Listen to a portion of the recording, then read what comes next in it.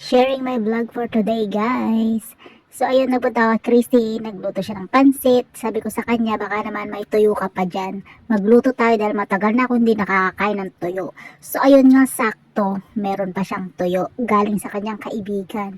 Pinagprito niya ako ng tuyo. Ang sweet. So, ayun, naluto na nga ang tuyo at kumain na ang lola nyo. Sobrang sarap. Ang dami kong nakain na kanin. Nakakutsara tinidor ako, alam nyo, hindi naman sa pagkakamay. Baka sabihin yung arte-arte ko, nakakutsara tinidor pa ako.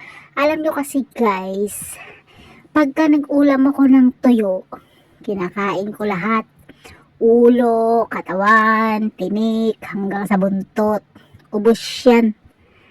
So ayun, pagtapos namin kumain, gumala na kami. Nakita ko rin yung beshi ko dito, oh. Oh, may beshi, yung mga beshi nyo nandyan din. Oh, ayan oh, ang laki-laki.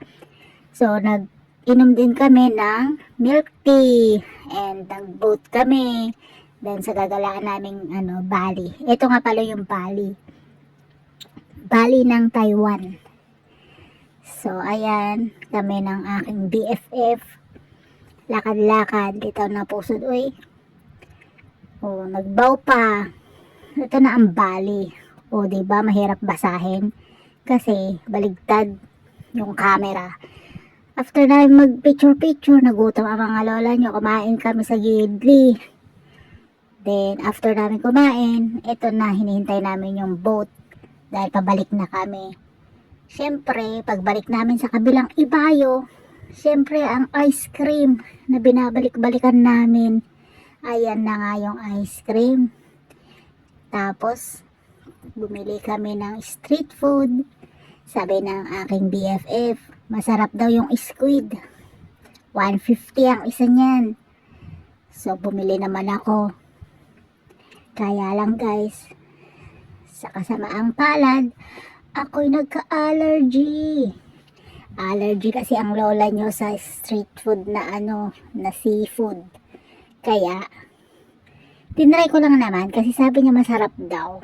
So, ayun na nga guys. Sinubukan kong kumain ng squid. Mukhang masarap naman kasi tapos nakakagutom yung amoy. Dadaan ka dyan sa may daanan. Kasi buong niyan, diretso niyan, puro street food ba. So, ayan ang mga nila. Yung longganisa na matigas. Iba pa rin talaga ang longganisa ng Pinas. Masarap. So, ayun lang guys. Take out lang yan for hapunan. Thank you for watching guys. Bye!